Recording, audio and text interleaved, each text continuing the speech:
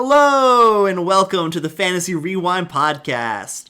I'm your co-host, Dylan Stoll, and as always, I'm here with my friend, Michael Whifford. I am a cheetah. So, if that's any indication here, we're talking Sandman Episode 4, A Hope in Hell. Before we get into talking about that, I'm going to give out the usual reminders here.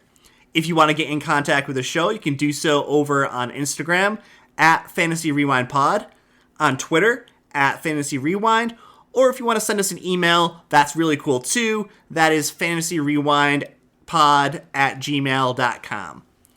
So, without further ado, Mike, what were your overall impressions of Sandman Episode 4, A Hope in Hell? It was great. I love the different setting change and the detail put in there. Visually, again, always stunning. I think... I know there was some controversy earlier on with the casting of Lucifer, with the casting of... Gwendolyn Christie? Yeah. Morningstar. I was just trying to go with all the names that they were called by. But I know there was some controversy early on about it, but I think she slayed it. I really liked her performance. It was like... kind of almost like sickly sweet a little bit, you know, like she seemed like such a nice person, but like there was this like fake niceness about it. Yeah, there was this definite edge to her, and I was like, this is really good. This is really good, because I think something that is forgotten and isn't really given enough attention, which I think the show did really well, and I know I'm sitting on this part here, but it was a main focus here in this episode, but was that, you know, Lucifer was an angel.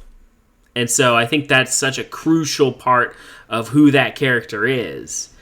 So they really played that up, and I thought that was good. What about you, Dylan? What were your thoughts about Episode 4, A Hope in Hell? So overall, I really liked it. I thought it was really cool. The game especially, we'll talk about that when we get there. Love the game. But that part was awesome. Loved it. Again, visually stunning. I thought it was really cool. Just like seeing the different settings, seeing hell, and like a different take on hell. It wasn't this giant fiery inferno. You see like the damned carrying their own fire to hell, the suicide forest of trees and everything. You heard Matthew talk about how it was cold in hell. So when hell freezes over, might not necessarily be the most like random occurrence or whatever, but yeah, all in all, I thought it was a great episode. Really enjoyed it. And I think I'm learning that like whenever Dream has his helm, that there's going to be awesome visuals of him, like just like looking like a badass and loving it. So yeah, I think that all in all, Episode 4, Hope in Hell, was great. So now that we've talked about that, let's head on in there.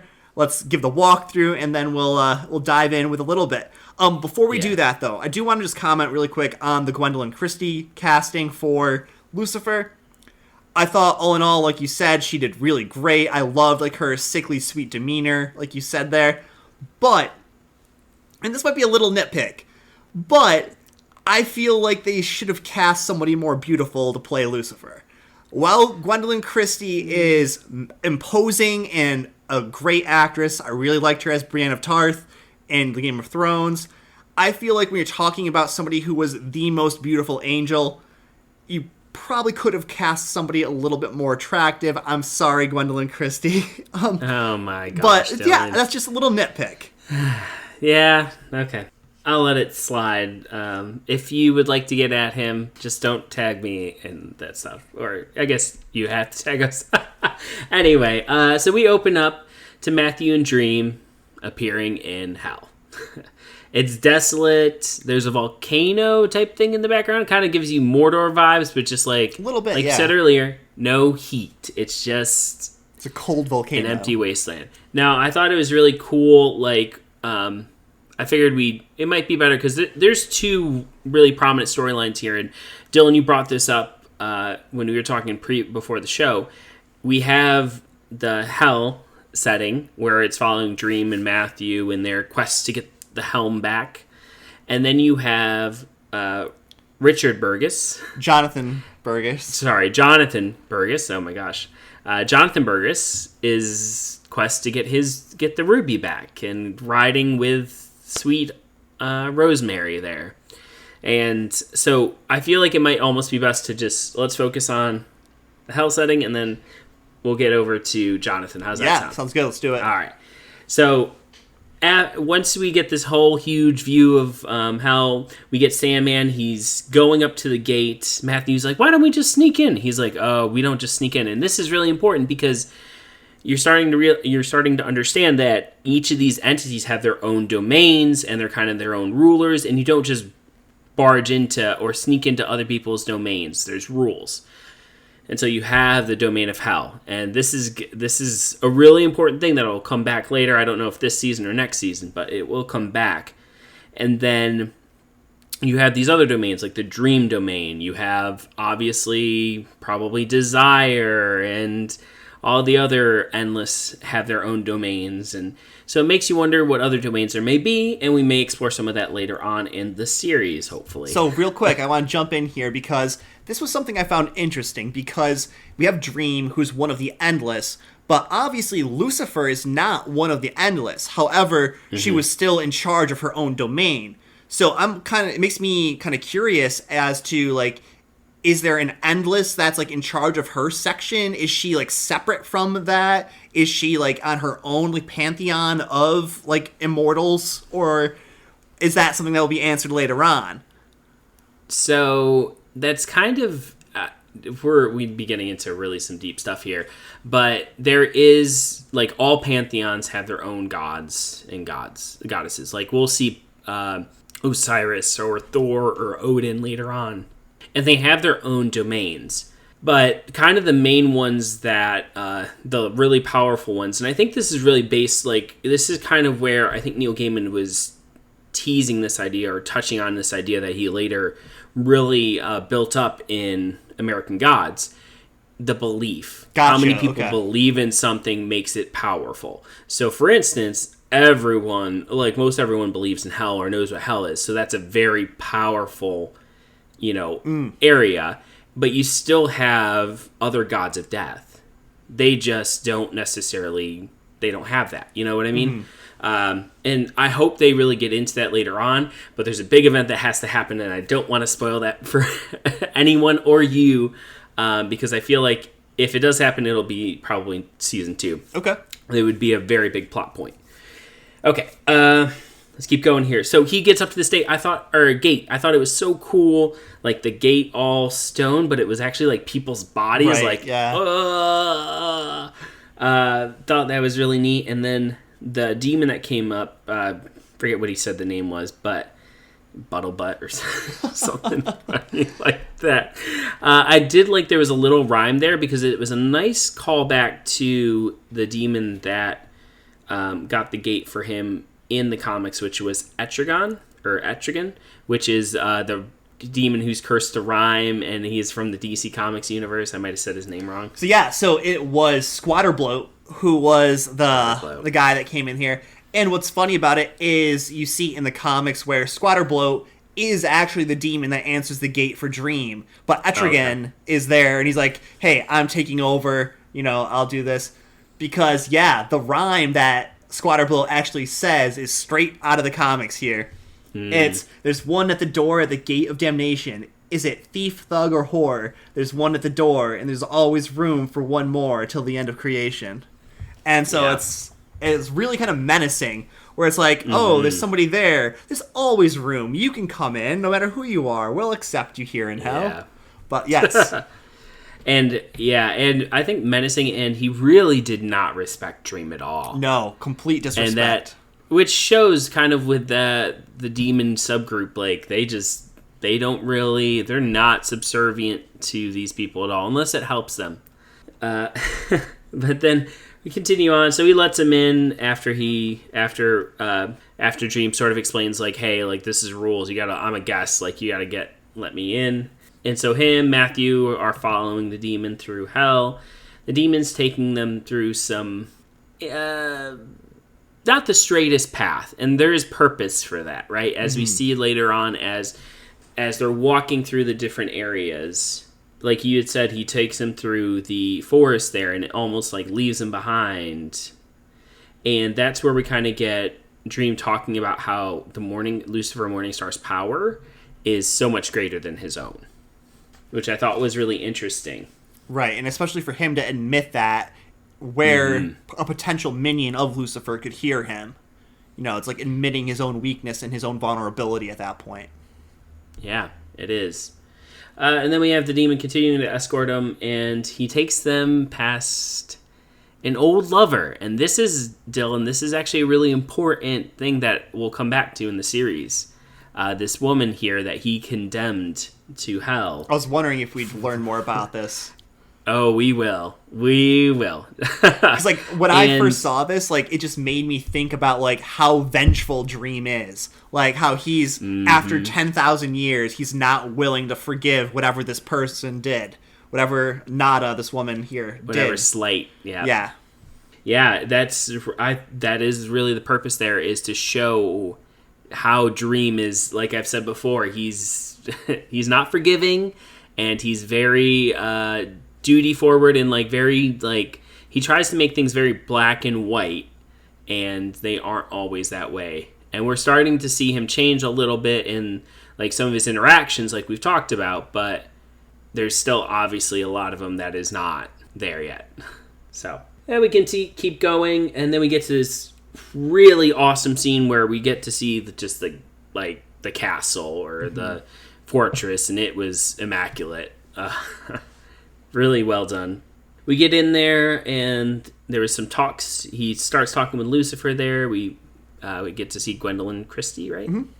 Yeah, we get to see Gwendolyn Christie, and I thought she looked awesome. I know you have some slight issue with that. Well, like I said, she looked good. She looked really... I liked her acting and everything like that, but I'm just thinking, like, when you have somebody who is meant to be like the great deceiver, like the most beautiful angel of all time, whose like beauty rivaled that of the creator, you know, you're gonna have somebody who probably is a little bit more physically pleasing. And we get her lieutenant. Did you happen to catch her name? Oh yeah, that's Maze. That's yes, Maze. I forget like her full name, but it's yeah. I just remember that from the Lucifer series that I watched. Yeah, she's slightly important, yeah. And she, like, I wish... I've never read... Mazikeen. Azakeen, there. Mazikeen. I've never read some of the other, like, dive-off series from Sandman, so there was, like, Death, and I think there might have been one on Lucifer as well. That would have been interesting to read. I did not, though. But we get to her summoning all the hordes of demon because... oh, I can't find your helmet. And you get some really interesting interaction here because you get the sense that, like, Lucifer has asked Dream to partner with her before. Right. To fight something, and you probably get an idea of what she was trying to fight. I mean, if you know, probably the creator. And Dream's just like, yeah, no, still not interested in that. And obviously... she's not very happy about that, and it's not very helpful in his search for the helm, but he does end up finding it in the possession of a demon, a duke, and so there is a challenge. He can't just get it back. So real quick. And, yes. So I thought it was really interesting how, after watching this part here, Lucifer is undoubtedly, you know, the most famous ruler of hell, the devil, obviously. However, there are other names for the devil in other parts of the world, other than just Lucifer. And in the comics, what's interesting about it is there are actually 3 rulers in hell. So there was Lucifer, there's Beelzebub, and then there's Azazel as well. And so I'm wondering, you know, like, what is going to be going on later on? Maybe there'll be some discord over in hell that might lead Lucifer to come back to Dream on a different term. But, maybe. Anyways, we have... the demon lord of Corazon, who has the helm from Dream. And what I thought was interesting about this as well was just how in the comics we have this demon guy taking on Dream himself, as opposed to in the show here, where we have the foreshadowed battle between Lucifer and Dream take place, where Dream had admitted he was weaker than Lucifer, and now he actually has to go up against her. And so I thought that was a little bit of a nice foreshadow early on. I think this was a really good switch on their part, especially because what Matthew said afterwards, and how, hey, you just went in her house and humiliated her. And later in the comics, that is something that comes up.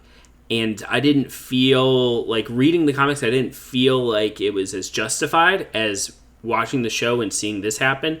Now I feel it's justified. So again, I told Dylan this before we were recording. I feel like Neil Gaiman, because he was involved with the show quite a bit, I feel like he's done some changes, or maybe some changes were made, and where after like thinking and marinating on the series, like this might have been a better way to do this. And I think this might have been one of them, just because of what happens later on, like I said. Anyway, they do the duel for the helm, and I always loved this part reading this. I thought this game was so interesting. Yeah. And it really, if you didn't see it or didn't quite understand, it's really them taking terms, naming what they are, and they're trying to get their opponent to not be able to come up with anything that could beat them. Right, it's kind of like I'm a mountain. Well, I'm an earthquake that shatters the mountain apart. Oh, well, I'm a bridge that spans the gap of it. And, like, trying to, like, one-up each other, kind of maneuvering almost like a verbal, imaginative chess match. Like slam poetry. Yeah, yeah. Like a slam, yeah. It was really well done, I thought, too. Me too, I love that part. I like that it was showing kind of, like, the things that they said, like, had effects on each other. And that's a big improvement that I saw from the show, to the show from the comics, where in the comics it was just a verbal battle, and you didn't really quite get the stakes. And it was still a cool part in there because you had the illustrations of everything happening. But over here on the show, when you saw like the physical nature of what each other said they were impacting the other person, like with Lucifer getting the bird scratch marks across her face, with Dream getting the bacteria infecting him and killing him basically, and it all was great. It was all really cool. Yep. And I think that was, I agree, something that kind of needed to be added in to really push home that their stakes were higher than just calling out names. Yes. He ends up winning, and the Duke didn't want to give up the helm, obviously, and there were some consequences for that, a.k.a. the Duke lost his life. I was going to say, that part was interesting to me because Lucifer, who is the ruler of hell, tells him to do something. He's like, nah, I'm not doing that. And she's like, well, yes, you are, and now you're dead. Yeah. But I mean, again, demons. Yeah. What you gonna do? So this does, as I said, sets up Lucifer kind of hating Dream, or resenting him at least. And it's done very tastefully. It also shows, like, we kind of get the hint of what Lucifer would want. She wants Dream to assist her or help her, at least at this time. So now, if you're good with that, we can jump over to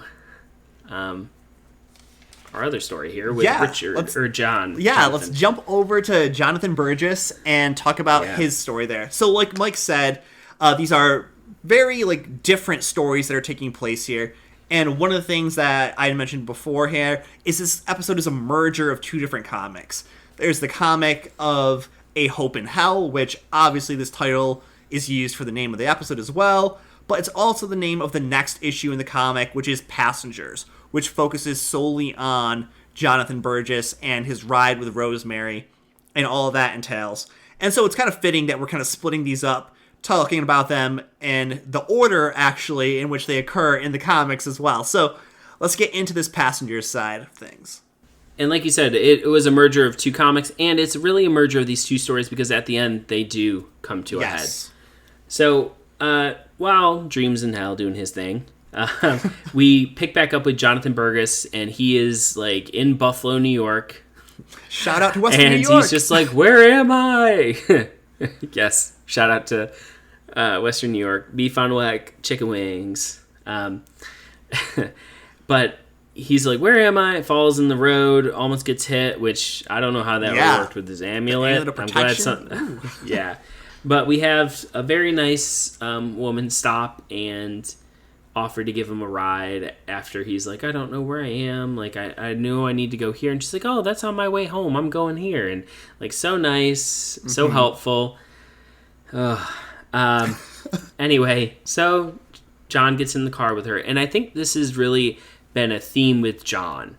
And I want to just restate this because I did talk about it last episode, is at the beginning, he seems normal. You're like, there's nothing really wrong with him. Yeah. And then it slowly, like, just goes downhill. And it's the same with episode 5, too, except that one, yeah, we'll get to it next time. We'll talk about that next, yeah.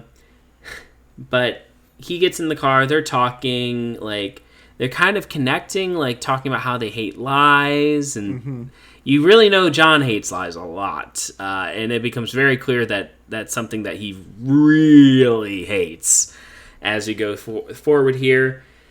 But they're connecting. There's not really, I don't feel like there's too much to say outside until he mentions that. Well, hold on. There is something actually that I think is important, worth mentioning, is that Rosemary tells John that she feels like the worst thing you can do to another person is lie to them. And then she proceeds to lie to him. So yeah, and he can tell when people are lying. Yes. And yeah. And unfortunately, like she says, like sometimes people lie because they're scared. And I think that does make him think about her a little bit. And I thought that was really good.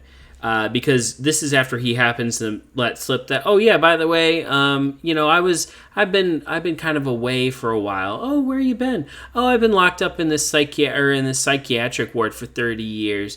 Oh, for what? Oh, you know, I was just doing some really delinquent stuff, murdering people, arson, stealing, like all over this jewel that I have. And she's like, You've murdered people? Oh my gosh. Who did I lock into who am I driving right now? Right, exactly. Am I going to survive this? I have 2 kids. I have this beautiful dog here. And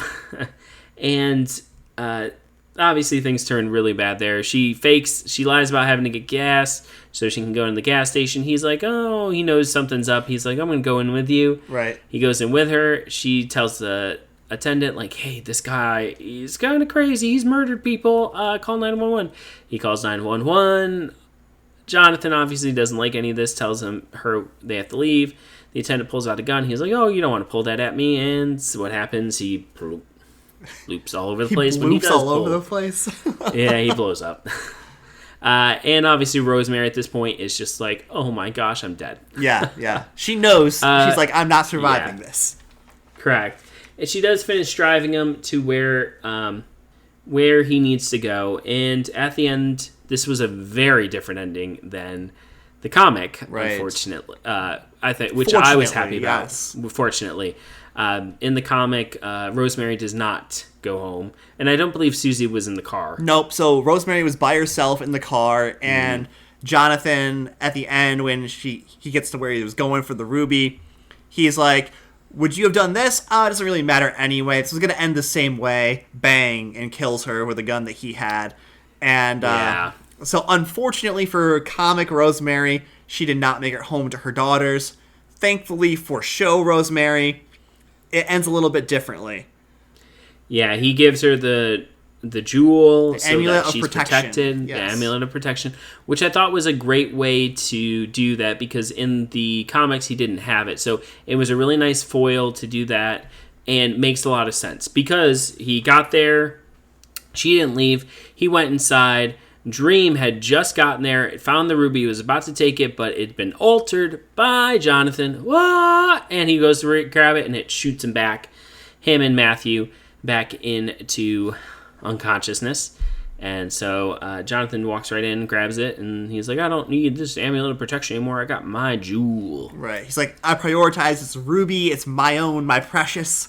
And gives the amulet of protection to Rosemary and is like, here, you don't need to be afraid anymore. You don't need to lie anymore. Thank you for the ride. And gives her the amulet of protection, which was great. I mean, honestly, it shows that, to me, while Jonathan is completely unstable, while he is, a murderer and everything bad that you can call him, he does still have some shred of humanity within him, and the madness is not always in complete control of him, unlike his comic counterpart. Yes, and we get to see the comic counterpart come out to play in episode 5, which we will be getting to, and I'm really excited to talk about that one quite a bit. Overall, just want to restate that I really enjoyed this episode. Didn't really the parts with Jonathan and Rosemary, some of that I was just like, okay, like, let's go. But besides that, I mean, it was great. The whole hell scene was fantastic, and this really set it up nicely for the next episode, in episode 5, which is I would almost say it's almost like a mid-season finale. Yeah, that's what I was going to say, mid-season finale, really. And then when you get to episode 6, like some of us,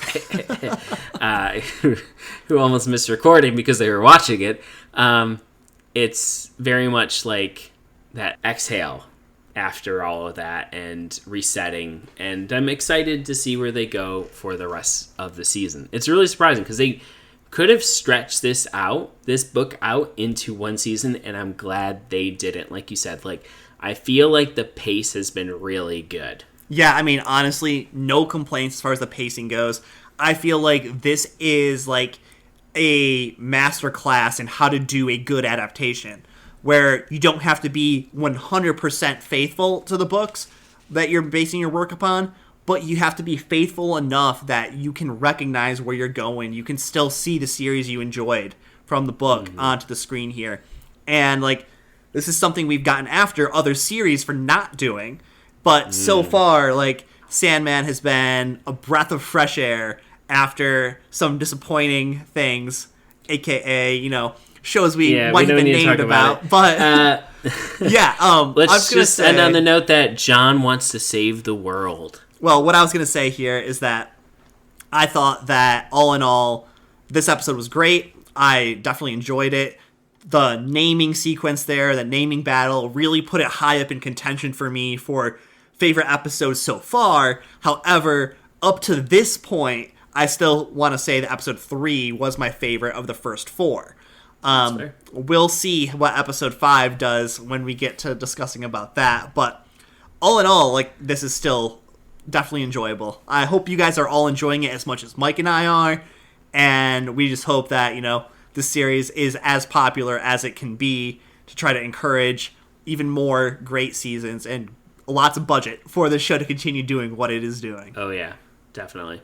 All right, so with that said, Mike, do you got anything else to talk about for this episode, or you good? No. All right, well, have a good one, guys, and this is Two Nerds signing off. See ya. Bye. I am